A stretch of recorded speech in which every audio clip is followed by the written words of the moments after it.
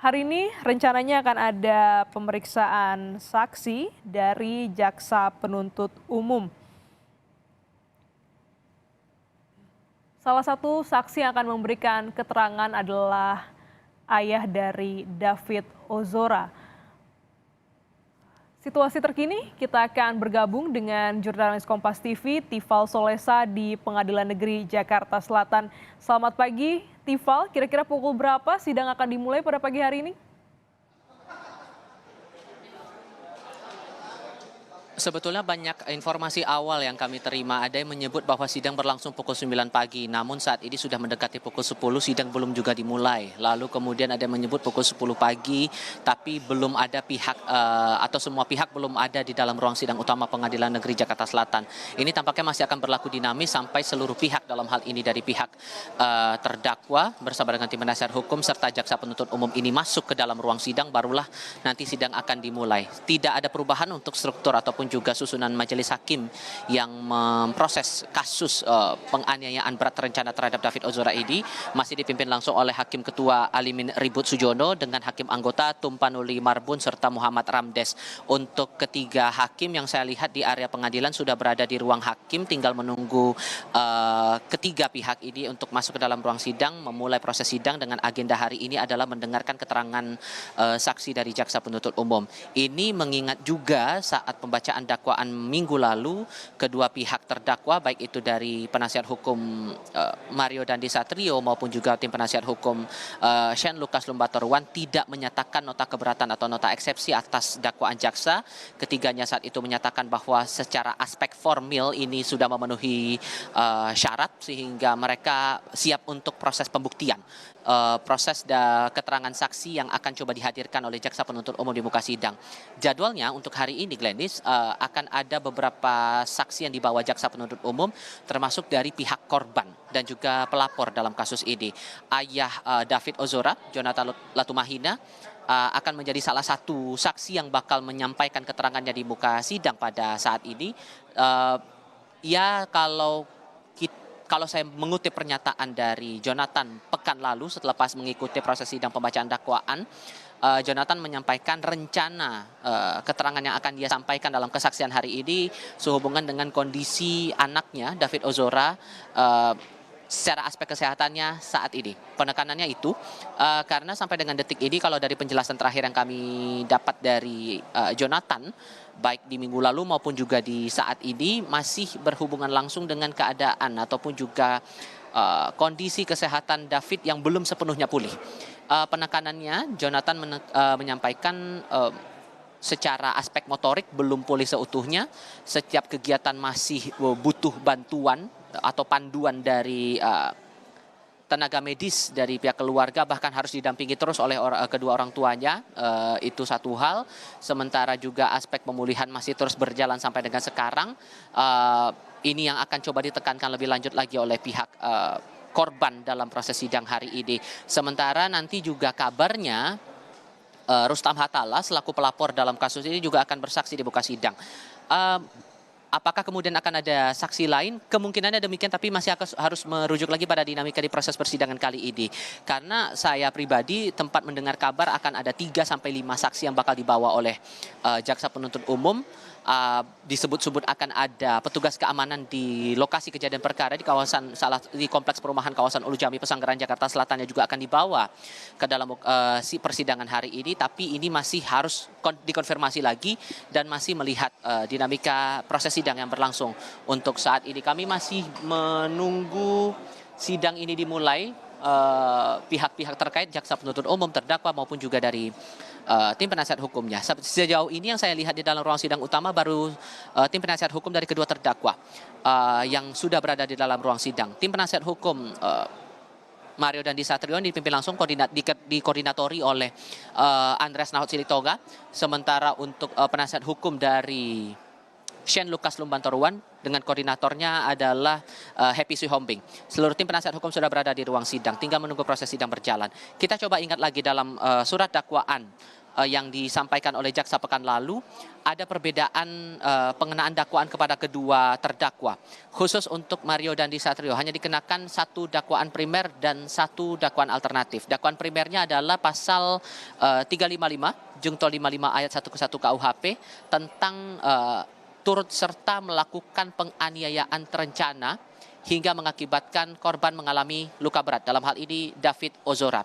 Sementara untuk dakwaan alternatifnya dijerat dengan Undang-Undang Perlindungan Anak yang mengatur tentang upaya melakukan kekerasan terhadap anak. Itu untuk Mario Dandi. Sementara untuk Shane Lucas ada tambahan dakwaan alternatif yang dialamatkan kepada dirinya. Shane dianggap melakukan atau berupaya sebagai pembantu kejahatan. Pembantu kejahatan yang dimaksud ini disesuaikan lagi dengan pasal 56 ayat 2 Kitab Undang-Undang Hukum Pidana yang menyatakan bahwa ada pidana bagi Shane karena dianggap memberi kesempatan, sarana atau keterangan untuk melakukan kejahatan. Kita coba rujuk lagi dari dakwaan. Dalam dakwaan diterangkan kronologi sebelum dan saat upaya penganiayaan ini dilakukan oleh kedua terdakwa. Di tanggal 30 Januari 2023 ini semua bermula.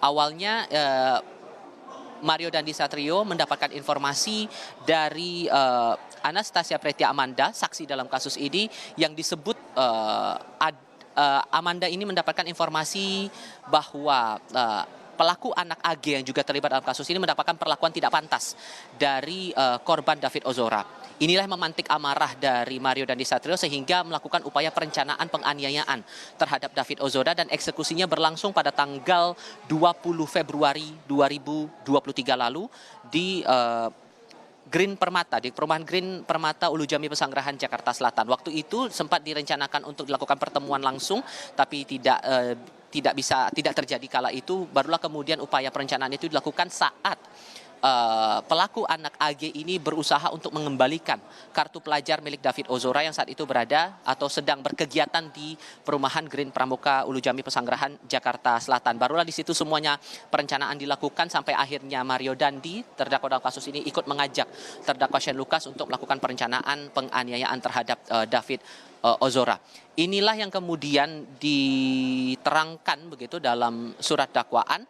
Kalau saya penegasan lagi bahwa Mario Dandi ini posisinya adalah pihak yang terlibat langsung dalam penganiayaan, sementara Shane Lucas dalam kasus ini merekam aksi penganiayaan Mario Dandi terhadap David Ozora sesuai dengan perintah terdakwa Mario Dandi dan tidak ada upaya untuk menghalangi tindak penganiayaan tersebut di tempat kejadian perkara. Apa saja yang akan disampaikan nanti oleh pihak keluarga korban ataupun pelapor dalam kasus ini yang bakal menarik untuk kita cermati bersama. Gladys. Ya, Tifal, dari pantauan Anda, bagaimana dengan kehadiran dua terdakwa, Mario dan juga Shane Lucas? Apakah mereka sudah tiba di Pengadilan Negeri Jakarta Selatan?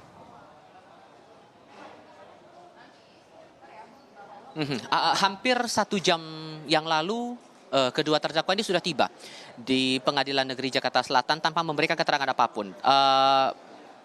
Dari Shane Lucas saat itu mengenakan pakaian putih, sementara Mario Dandi mengenakan pakaian berwarna biru gelap tadi ditambah dengan rompi tahanan Rutan Salemba. Nah, soal penahanan ini juga menarik untuk dicermati, Gladys, karena minggu lalu sempat ada permintaan dari penasihat hukum Shane Lucas, Happy Siombing, sudah disampaikan langsung kepada majelis hakim saat itu untuk dipisahkan sel tahanan Shane Lucas dengan Mario Dandi. Ada dugaan pemaksaan di situ yang dikhawatirkan terjadi antara kedua terdakwa ini sehingga bisa mengganggu psikologis dari Shane Lucas.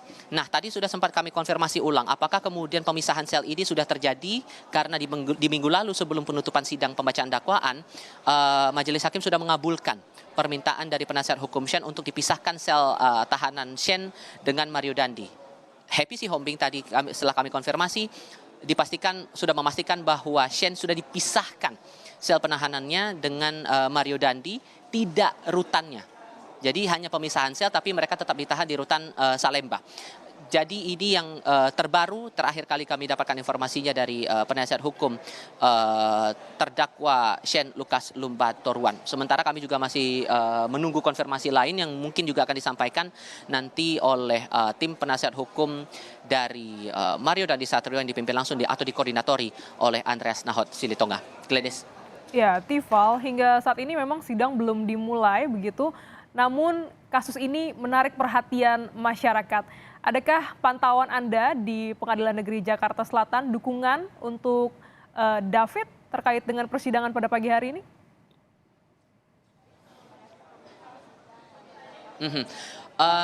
Dukungan itu ada salah satunya lewat karangan bunga. Tadi hampir atau jelang pukul 7 pagi waktu Indonesia bagian Barat saya tiba di Pengadilan Negeri Jakarta Selatan dan di depan area pengadilan ini sudah berjajar sejumlah papan karangan bunga dengan tema besarnya Tagar Kawal David. Ini upaya dari sejumlah pihak.